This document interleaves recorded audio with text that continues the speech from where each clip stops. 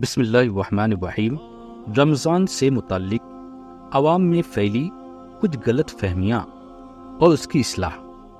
یہ ایک حقیقت ہے کہ عوام الناس کے اندر بہت ساری باتیں ایسی مشہور ہو چکی ہیں جن کا حقیقت سے کوئی تعلق نہیں ہے، اور اس کے مشہور ہونے کی وجہ یا تو یہ ہے کہ عوام ان مسائل کی حقیقت کو جانتی نہیں، یا پھر جانتی تو ہے لیکن اس سے غفلت برت رہی ہے۔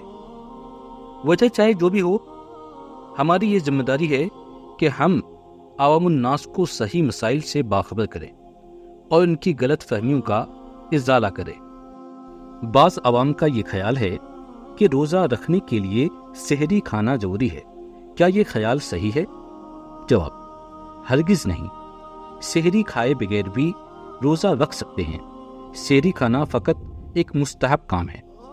بعض عوام اپنے ذہن میں یہ بات بٹھا چکی ہے کہ اذان فجر ہونے تک کھا پی سکتے ہیں، اور یہی وجہ ہے کہ بہت سارے لوگ اس پر عمل بھی کر رہے ہیں۔ تو کیا اذان فجر تک کھانا پینا صحیح ہے؟ اگر نہیں تو جو لوگ ایسا کرتے ہیں ان کے روزے کا کیا حکم ہے؟ جواب: جو لوگ ایسا کرتے ہیں وہ اپنی نادانی و جہالت کے سبب اپنے روزوں کو برباد کرتے ہیں، کہ اس طرح کرنے سے ان کا روزہ ہوگا ہی نہیں، اس لیے کہ فجر کی اذان اسی وقت دی جاتی ہے جب سحری کا وقت ختم ہو جاتا ہے۔ تو اب اگر کوئی شخص سحری کا وقت ختم ہونے کے بعد بھی کھانا پینا کرے تو اس کا روزہ کیسے ہوگا؟ لہٰذا سحری اسی وقت تک کھائی جائے جب تک کہ سحری کا وقت رہتا ہے، ورنہ سحری کا وقت ختم ہونے کے 1 منٹ بعد بھی اگر کوئی شخص جان بوجھ کر کھائے گا یا پیے گا تو اس کا روزہ نہ ہوگا۔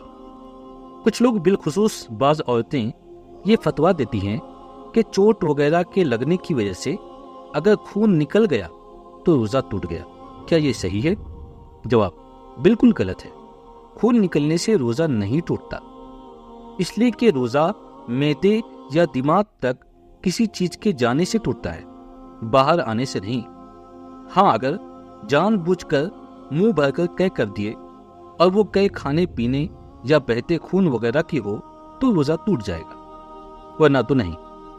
بعض لوگ سمجھتے ہیں کہ روزے کی حالت میں ناخن نہیں کاٹ سکتے، بال نہیں کٹوا سکتے، زیر بغل ناف کے بال نہیں کٹا سکتے، سرما نہیں لگا سکتے، مسواک نہیں کر سکتے، اسی طرح عطر یا خوشبودار تیل نہیں لگا سکتے، ان سب کا استعمال نہیں کر سکتے۔ اگر کریں گے تو روزہ ٹوٹ جائے گا یا مکروہ ہو جائے گا۔ تو کیا یہ صحیح ہے؟ جواب: میں نے جتنی بھی باتیں اوپر ذکر کی وہ سب حالت روزہ میں بغیر کسی کراہت کے کر سکتے ہیں۔